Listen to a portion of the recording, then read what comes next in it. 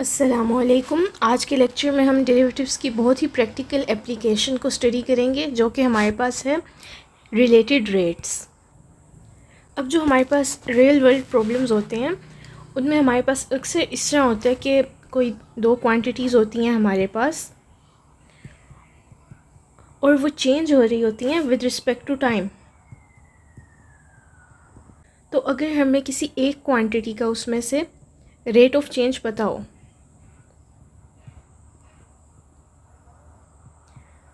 तो हम इसके रेट ऑफ चेंज और डेरिवेटिव्स को यूज़ करते हुए दूसरी क्वांटिटी का भी हम रेट ऑफ चेंज फाइंड कर सकते हैं। और रेट हम स्पेसिफ़िकली तब कहते हैं जब हमारी कोई भी quantity with respect to time change हो रही हो। फॉर एग्ज़ाम्पल अगर हमारे पास डिस्टेंस है वो with respect to time change हो रही हो तो हमारे पास स्पीड आ जाती है। तो ये जब with respect to time change हो रहा है देन हम इसे बोलेंगे रेट। तो रेट तो समझ आ गया। अब इसमें हमारे पास रिलेटेड क्यों है? रिलेटेड हमारे पास इसलिए है बिकॉज एक क्वांटिटी का रेट ऑफ चेंज हमें पता है और दूसरे का हम उससे रिलेट करके फाइंड करते हैं, तो इसलिए इन प्रॉब्लम्स को हम रिलेटेड रेट्स कहते हैं।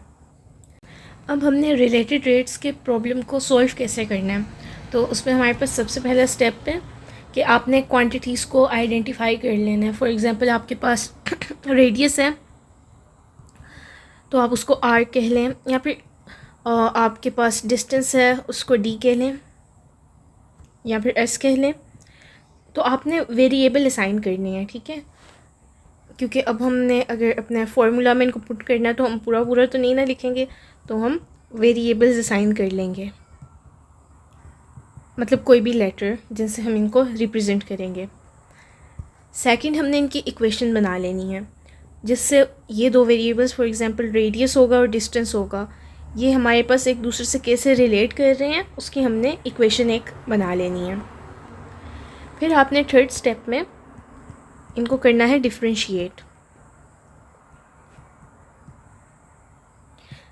With respect to time, because हम टाइम के रिस्पेक्ट से करेंगे तभी तो हमारे पास रेट्स आएंगे। और इसमें हम चेन रूल का भी यूज़ करेंगे जब हमने किसी फॉर एग्जांपल डी वाई के रिस्पेक्ट से करना होगा, या फिर आपको किसी एक क्वांटिटी का या फिर जितने भी वेरिएबल्स का आपको उनकी वैल्यूज़ पता होंगी वो आपने सब्स्टिट्यूट कर देनी है। और एट द एंड आपके पास जो अननोन रेट है जो कि हम फाइंड कर रहे हैं उसके लिए आपने सॉल्व कर लेना है। तो अब हम एग्जाम्पल के साथ देखते हैं जिससे हमें मज़ीद क्लियर होगा। तो हमारे पास एग्जाम्पल में दिया हुआ है, पहले स्टेटमेंट पढ़ लेते हैं। A spherical balloon is being inflated, the radius increases at a rate of 2 centimetre पर सेकेंड। एक हमारे पास बैलून है उसमें हम हवा भर रहे हैं और उसका जो सा रेडियस है, जब बैलून में हवा भरते हैं तो उसका रेडियस इंक्रीज़ होता है हमारे पास। लाइक पहले अगर बैलून इतना था उसमें हवा भरी तो इतना हो जाएगा, तो ये हमारे पास इंक्रीज़ करता है। ये किस रेट पे इंक्रीज़ कर रहे हैं? 2 सेंटीमीटर पर सेकेंड। तो find the rate at which the volume increases. अब हमने वॉल्यूम भी तो चेक करना है, बैलून में हमारे पास एक वॉल्यूम भी होता है। तो अगर हमारे पास उसका रेडियस इंक्रीज़ कर रहा है तो इस हिसाब से हमने उसका वॉल्यूम इंक्रीज़ भी चेक करना है। सबसे पहले हम वेरिएबल्स असाइन कर लेते हैं। हमारे पास एक दिया हुआ है रेडियस, उसको हम आर कह लेते हैं, और सेकंड हमारे पास दिया हुआ है वॉल्यूम, इसे हम वी कह लेते हैं। अब हमने अपनी इक्वेशन सेटअप करनी है कि हमें पता है रेडियस और वॉल्यूम आपस में रिलेट करते हैं। बैलून हमारे पास एक स्फीयर है तो इसके लिए हमारे पास वॉल्यूम ऑफ अ स्फीयर का हमारे पास फॉर्मूला होता है 4/3 पाई आर क्यूब। तो अब हमारे पास एक इक्वेशन सेटअप हो गई है।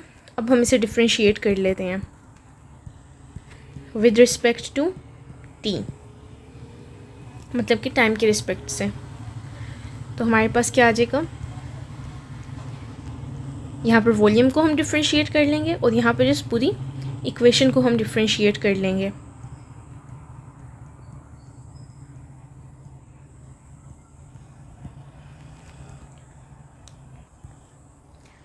तो ये 4/3 और ये हमारे पास जो पावर है, ये देखें ये 4/3 पाए, तो हमारे पास क्या है, ये कांस्टेंट है ना, कांस्टेंट मल्टीपल है, तो ये बाहर आ जाएगा। ये हमारे पास बचा r³। तो ये देखें इस r³ को हम कर लेंगे डिफ्रेंशिएट। तो ये जो क्यूब है, पावर हमारे पास पहले मल्टीप्लाई हो जाएगी और r में से हमारे पास एक पावर कम हो जाएगी। बट r क्योंकि हमारे पास इंडिपेंडेंट वेरिएबल t नहीं था, तो इसका हम साथ में एक बार डिफ्रेंशिएट करके लिख लेंगे इसे। तो ये 3 और ये 3 कैंसिल आउट हो जाएगा, हमारे पास बचेगा 4πr² dr और dt। अब हम सब्स्टिट्यूट कर लेते हैं अपनी वैल्यूज़। हमें अपनी प्रॉब्लम में वैल्यूज़ दी हुई थी।